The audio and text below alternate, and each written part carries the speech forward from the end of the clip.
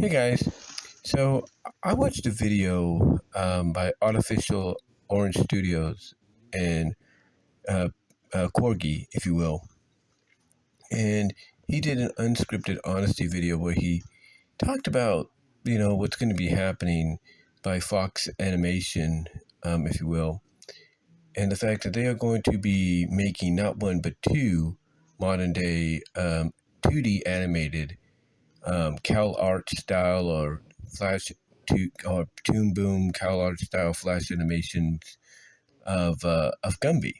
The old claymation series that Art uh, Corkley did. Art Corkley did. I can't pronounce his last name, but the guy that created him did back in the 60s, 70s, and 80s, and even the 90s. And basically, you know, he gave his thoughts on it. First of all, he gave his thoughts on his history with Gumby and everything. And as he got older, has gained more of an appreciation with it. Myself, I grew up on Gumby and everything, and I just liked the surrealness of the universe that he was in because basically, basically Gumby could be basically Gumby and his friends could be anything or anyone they wanted. I mean, you could definitely see that in the '80s interpretation. You saw somewhat in the '60s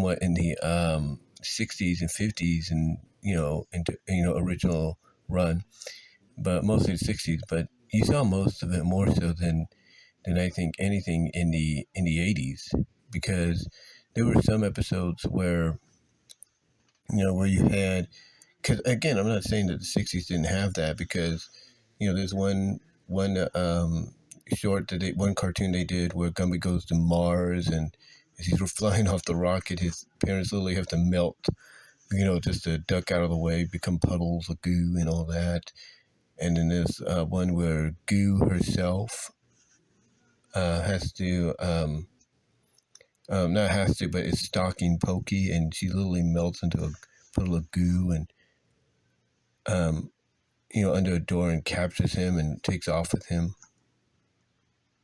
And then there's another one where basically something happens to her, she just splits apart, and they have to find a way to put her back together. And so I'm not saying that the '60s, '50s, '70s versions didn't have a weird surrealness to it, but it was the '80s that really took it to another level because there was a couple of episodes where Gumby and his friends would turn into a lot of things.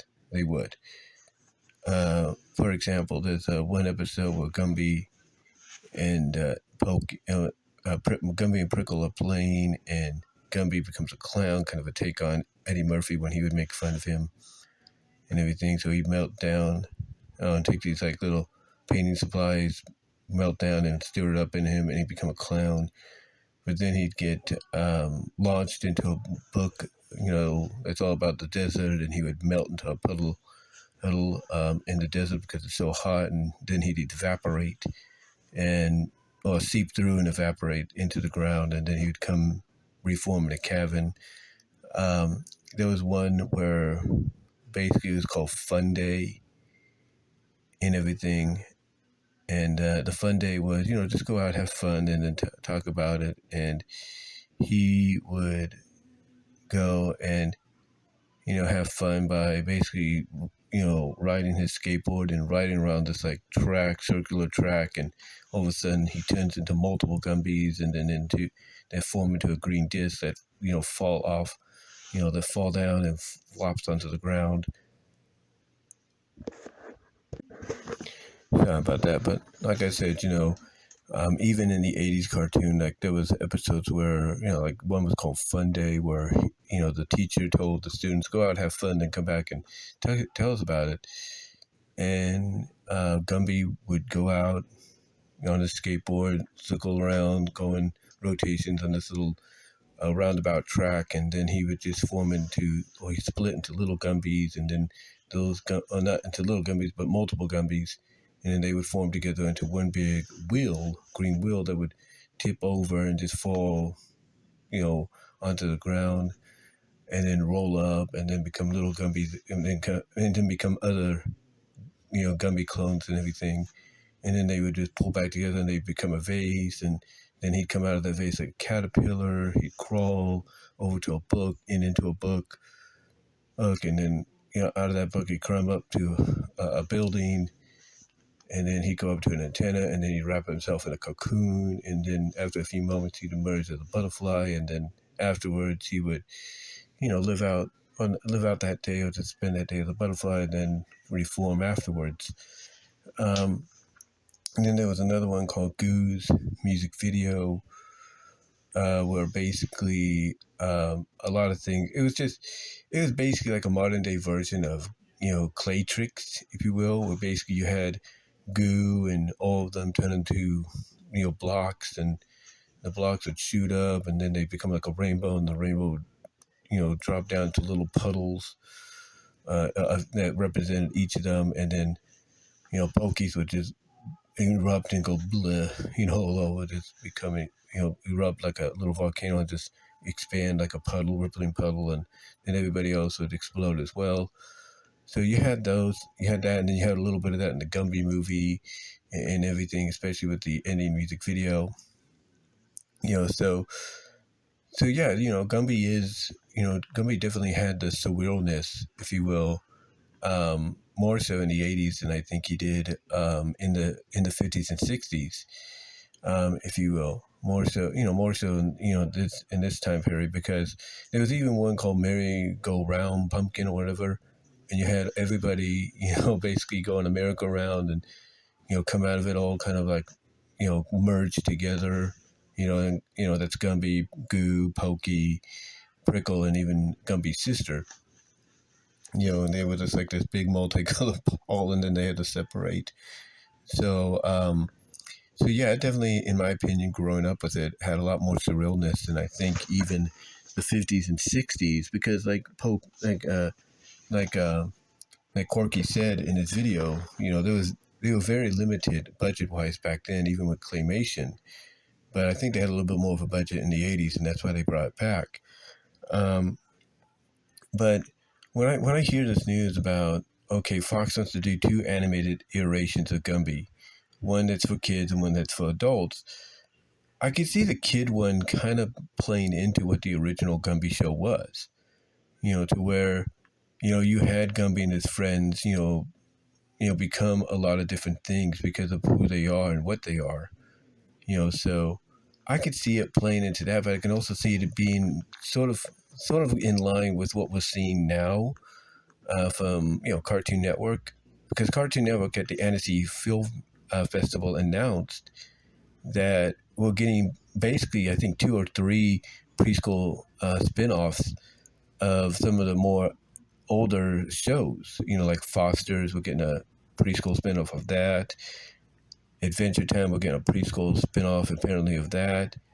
We already had one of Craig's Creek. So, obviously I feel that when I hear that they're going to do like 2 iterations, and one's going to be aimed at preschoolers, well, not preschoolers, but kids, I think it's going to be more aimed at that preschool demographic, to where, they could have, fun watching these characters become anything and everything they want them to be, but also learn some lessons in the end. But as far as like when an adult iteration goes, that's going to be kind of interesting, because, okay, what can you do with an adult version of Gumby? And my opinion is the only thing I can think you can do more so with an adult version of Gumby is you gotta, I think Corky said it best too, you gotta be surreal with it. You gotta be more like, okay, we gotta get so surreal, so abstract, so WTF, with this character, that people watching it will even wonder, like, what the heck am I watching and everything. And, to me, that might be the best direction to go in. Like, let's say they give Gumby a girlfriend. Like, let's say they bring that girl back from the Gumby movie in the 1990s. Let's say they want to do, or at least they want to interpret a certain scene between Gumby and her. The only way it can be done is through abstractness. to where like it can like you get the idea of what they're doing, but they're doing it in such a way that it's like, oh my god, this is like like whoa, are they doing what I think they're doing, but in a way that makes because basically I think that'd be the only way you could do something like that is where they're both clay, but then they just go all over each other, just merge into each other and everything, and you kind of get the sense of what they're doing. And again, it'll make you go like, well, wait a minute, are they doing the thing? Because it'll make you wonder that, like, are they doing the thing? Because if they're doing the thing, wow, it's really weird and surreal of how they're doing it. But that might be one way they do it. I mean, it's kind of like, let's say it's kind of like with some of those old adult rated adult cartoons and everything, movies back in the 70s and late 60s, where certain scenes were depicted, but done in a very abstract way, like the what is it, the Belladonna movie, the Sadness of Belladonna, whatever the name is of that animated film.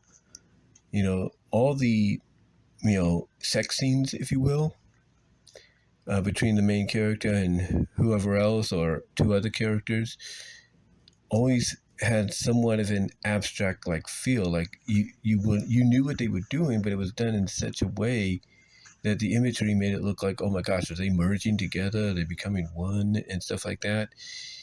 Even Tetsuku's Cleopatra was kind of like that as well.